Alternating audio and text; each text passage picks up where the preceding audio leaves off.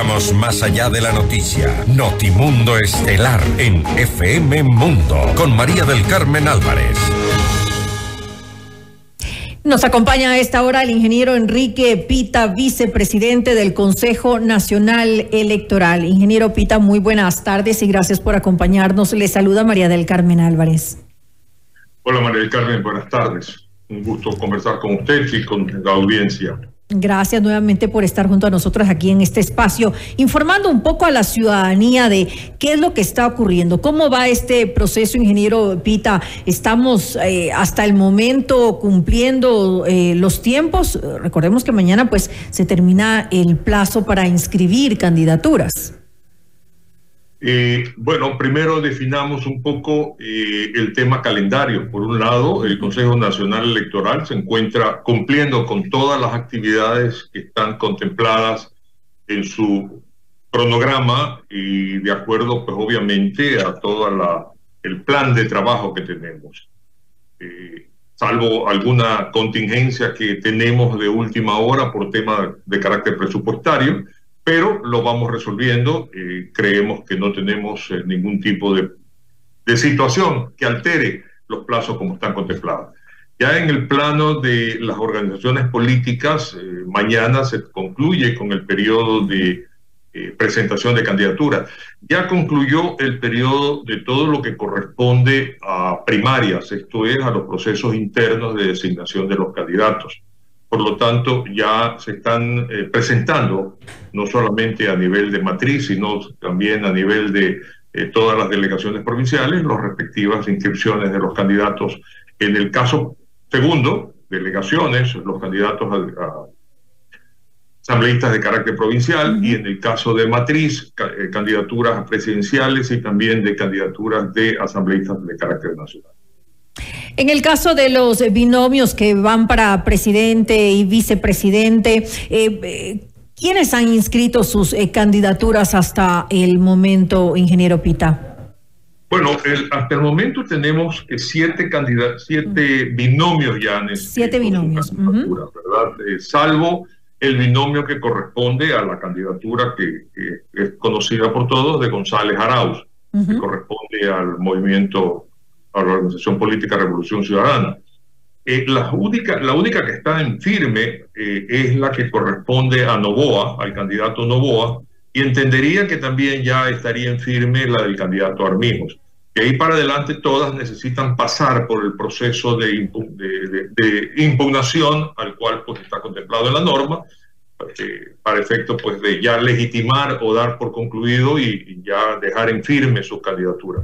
Pero ese es el escenario en este momento. Es decir, de los 7 binomios que se han ya registrado, que han inscrito sus candidaturas, únicamente 2 de ellos están al momento calificados, y además faltaría Revolución Ciudadana, que pues han anunciado que mañana ya van a inscribir su candidatura.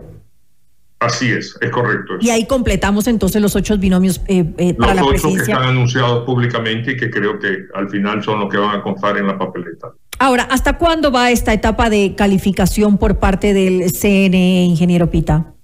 Bueno, la inscripción es hasta mañana, pero de ahí viene el proceso de notificación a las organizaciones políticas, se abre el periodo de impugnaciones. Nosotros creemos que en domingo 6 vamos a tener el listado oficial de todas las candidaturas inscritas. Esto considerando los tiempos, si es que se produjeran, no necesariamente en las candidaturas de carácter presidencial, que no creo que vaya a haber ningún tipo de sorpresa en esta. Más se relaciona, y la fecha está dada, es por las candidaturas de carácter provincial y nacional, que siempre se pueden presentar recursos de objeción, cuestionamientos, etcétera, que están contemplados en la ley. Usted hablaba hace un momento también de que se ha podido presentar algún problema por presupuesto. Sin embargo, en general estamos dentro de lo que se tenía planificado con relación al presupuesto, ingeniero Pita. En verdad, hasta el día de hoy, en la mañana, estábamos llegando a un punto muy crítico en relación a nuestro cronograma, si no teníamos confirmación de los recursos en cuanto a partidas presupuestarias confirmadas. especialmente, por ejemplo, y algo muy serio e importante, todo lo que es contratación con el IGM de impresión de papeletas, no porque ya estemos imprimiendo papeletas, pero obviamente el IGM necesita adquirir papelería y contratar personal para, una vez que están ejecutadas las candidaturas, poder iniciar las impresiones.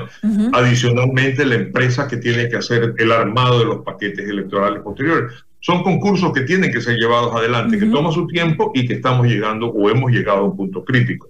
Entendería que el día de hoy han habido conversaciones que han sido positivas entre las autoridades administrativas del Consejo Nacional Electoral con las autoridades de finanzas y se ha logrado llegar a una situación de resolver este problema.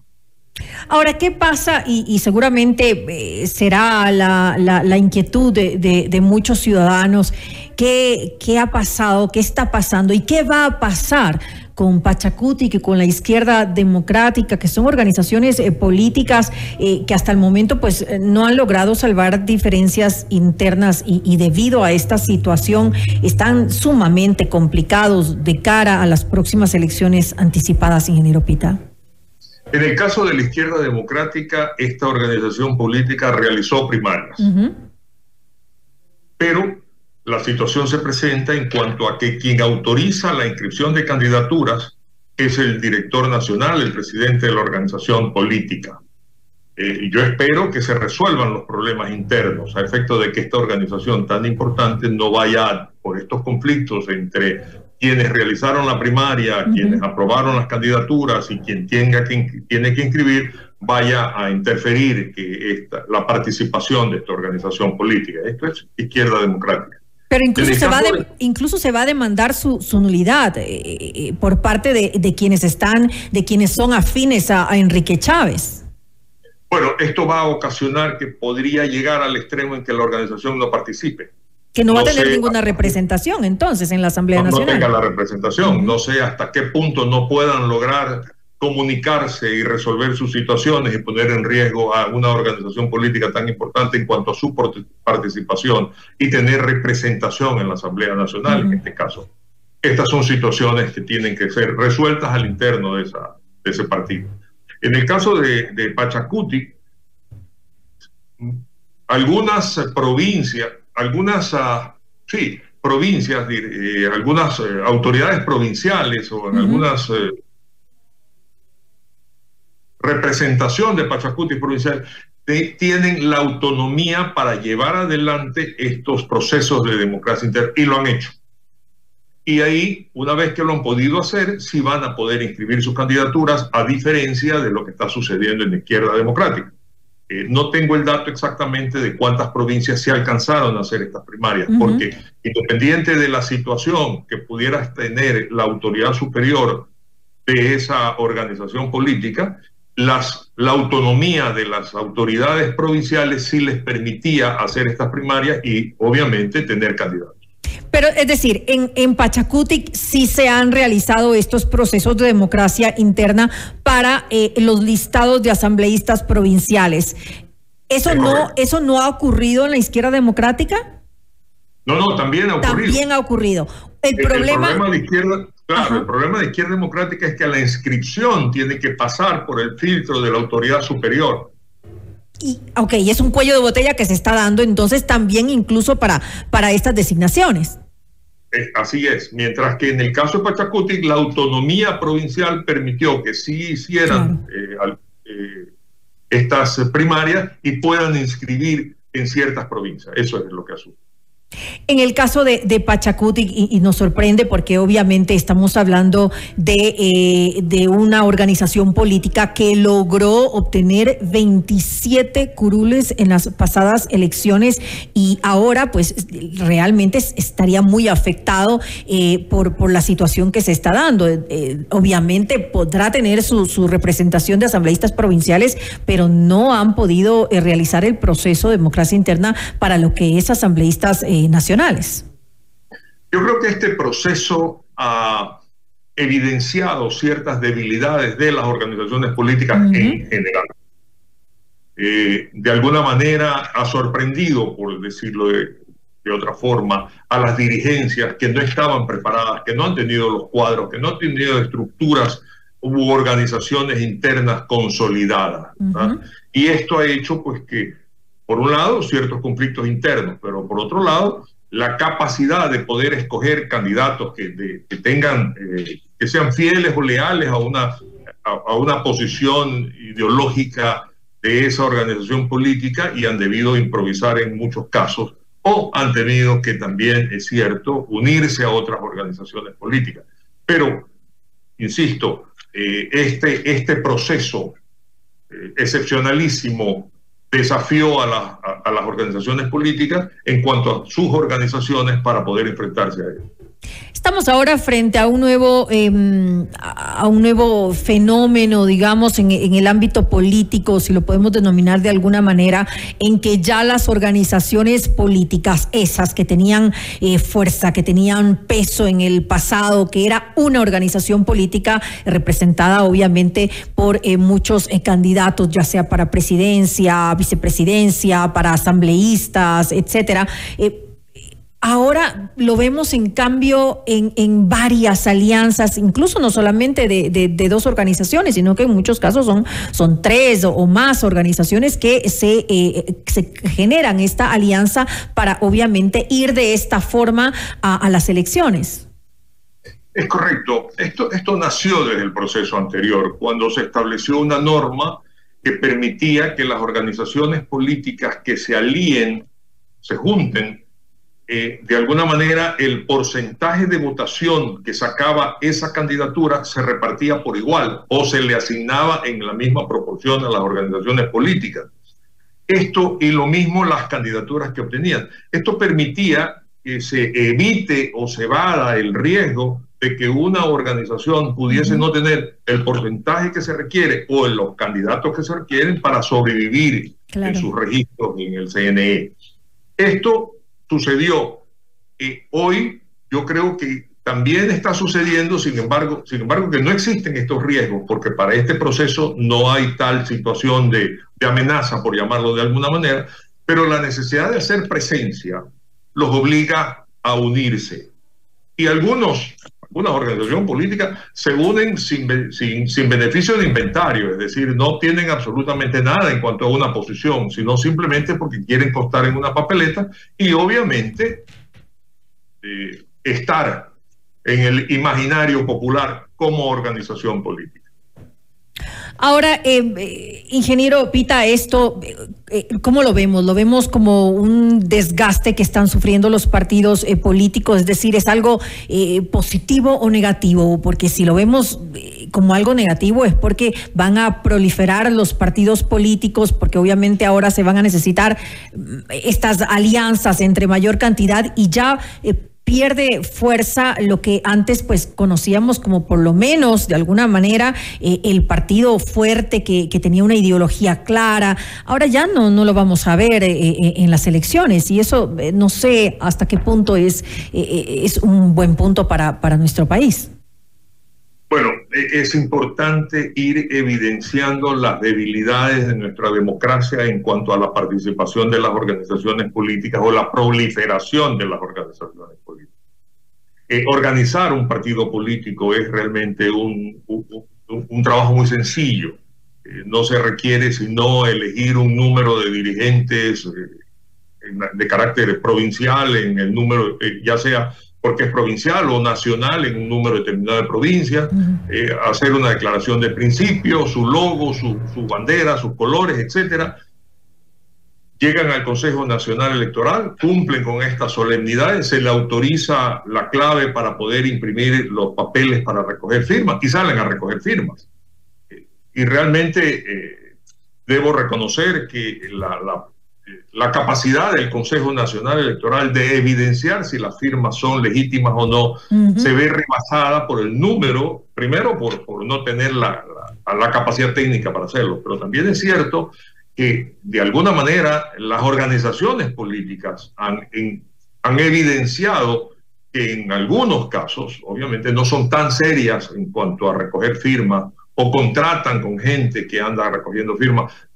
muchas veces en una forma no correcta porque simplemente presentan hojas con otra intención y la gente firma. También tenemos que ir porque el ciudadano sea un poco más responsable antes de colocar su firma. Así es. Pero sí, tiene razón usted, se están evidenciando las debilidades que las organizaciones tienen en cuanto a su organización. Y este es un desafío que va a evidenciar mucho más la participación muy débil de organizaciones políticas que son muy débiles. Y que ya quedan en evidencia. Le quiero dar paso en este momento a Fausto Yepes, ingeniero Pita, que quiere conversar con usted, analizar un tema de gran importancia que ha sucedido en las últimas horas. Fausto. Ingeniero Pita, gracias nuevamente. Buenas noches. Fausto Yepes le saluda. Respecto únicamente, tema puntual, el caso de Jorge Glass. El fin de semana fue ampliamente difundida la resolución del juez John Rodríguez de Yaguachi, donde se le restituían los derechos políticos y de participación, entre otras decisiones que se adoptaban allí. ¿Cómo queda la situación de Jorge Glass frente al tema electoral? No queda de ninguna manera porque no es una inscripción que ha sido planteada formalmente ante el Consejo Nacional Electoral. Por lo tanto, no es un asunto sobre el cual nosotros tengamos que pronunciar. En el supuesto caso no consentido de que el señor Glass hubiese sido inscrito, ya sea como binomio presidencial o sea inscrito como candidato a asambleísta, en ese momento nos corresponderá a nosotros como Consejo Nacional Electoral en el primer caso o a las delegaciones en el segundo caso, o también a nosotros si fuera asambleísta de carácter nacional, establecer si se está cumpliendo con todos los requisitos de la ley, es decir, si tiene las formalidades, no hay situaciones que impidan su registro, pero estas son situaciones que tendrían que darse si se produce o no la inscripción de la candidatura. El resto no pasa de ser simplemente actos de promoción pública, a lo cual pues obviamente las organizaciones políticas y las personas dedicadas a la vida política pueden recurrir en un momento dado para crear trayectoria, crear impacto, crear expectativas. Perfecto. Ingeniero Pita, solo le invito a escuchar al doctor Ismael Quintana, que precisamente es una reflexión sobre la situación de Jorge Glass en este contexto de lo que ocurrió entre el día viernes y sábado, y enseguida retomamos.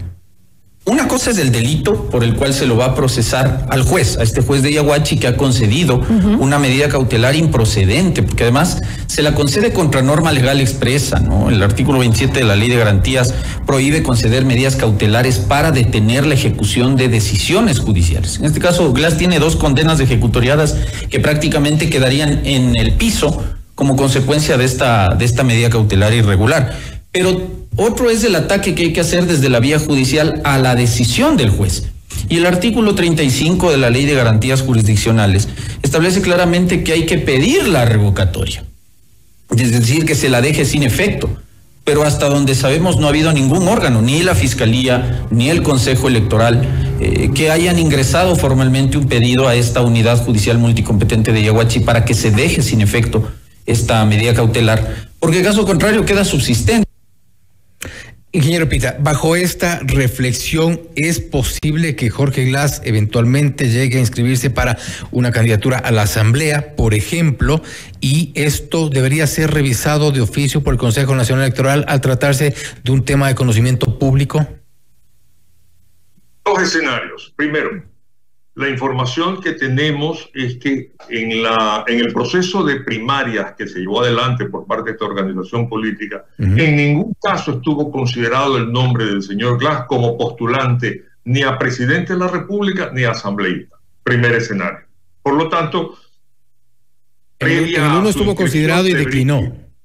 ¿Perdón? En el 1 estuvo considerado y declinó. Inicialmente. Pero yo también podría decir que la organización política cualquiera me postuló y he declinado. O sea, realmente, como lo dije hace un momento... Me refiero a un hecho que fue público. En todo caso, ¿hay alguna acción que pueda hacer el Consejo Nacional Electoral en un evento como este? Correcto, porque no se ha producido un hecho específico que comprometa una decisión por parte de la función electoral. Primera cosa. La segunda cosa, ya respecto al hecho de el juez que le dice al Consejo Nacional Electoral inscriba, sí amerita que la función electoral tome una acción por interferencia a la función electoral. Porque no puede un juez ordenar que nosotros inscribamos a nadie si no cumple con los requisitos previos a que se inscriba una candidatura. Eso sí creo que es lo que procede. Y creo que es importante también en ese sentido destacar que en la parte final de la resolución del juez indica que esta resolución se mantendrá hasta el momento en que se posesionen las dignidades de presidente y vicepresidente de la República en 30 de noviembre del 2023, algo que no ha sido muy entendido por todos los juristas que han analizado esta resolución, pero eso involucra ya al Consejo Nacional Electoral. Yo he coincidido con aquello de que es responsabilidad del Consejo Nacional Electoral fijar claramente el hecho de que en un proceso electoral nosotros somos los que decidimos, calificamos candidaturas de acuerdo a la ley. Y primera cosa, imaginémonos que el señor Glass fuese inscrito porque un juez dispuso tal cosa. Nos correspondería a nosotros ir a los órganos judiciales pertinentes para establecer si efectivamente existe o no existe una prohibición, llamemos así, de participación, de recursos, de los derechos políticos del candidato. Por lo tanto, todas estas situaciones se presentarían en el momento en que inscriba su candidatura. Sin embargo, estoy coincidiendo con doctor Quintana, estoy coincidiendo con aquello, de que ya haberse pronunciado respecto a un hecho que involucra decisiones electorales es una intromisión a la función electoral y a la gestión que lleva adelante en este proceso. Y obviamente, si es así, la función electoral debería de reaccionar. ¿Y cuál debería ser la reacción? Muy corta, por favor, la respuesta. Bueno, en este caso, cuando los jueces, y ha habido casos, se pronuncian respecto a una situación como esta, nosotros a través del Tribunal Contencioso Electoral, que es el que califica las infracciones legales que corresponden a la actividad electoral, tendría que pedir, obviamente, la remoción del juez por interferencia. Nadie puede interferir en un proceso electoral. Perfecto, ingeniero Pita. Nuevamente, gracias por haber estado con nosotros y resolver estas inquietudes que aún estaban, muchas de ellas, en el aire. Siempre a sus órdenes. Gracias. Gracias nuevamente. Así lo ingeniero Enrique Pita, vicepresidente del Consejo Nacional Electoral. Ha confirmado que el Consejo Nacional Electoral podría tomar acciones, incluso a través del Tribunal Contencioso Electoral, pedir la remoción del juez John Rodríguez, quien restituyó sorpresivamente el viernes pasado los derechos políticos y de participación del ex vicepresidente Jorge Glass. No obstante, de momento no se conoce otro tipo de acciones más que la policía lo busca al juez Rodríguez, la Fiscalía lo investiga y el Consejo de la Judicatura todavía en silencio.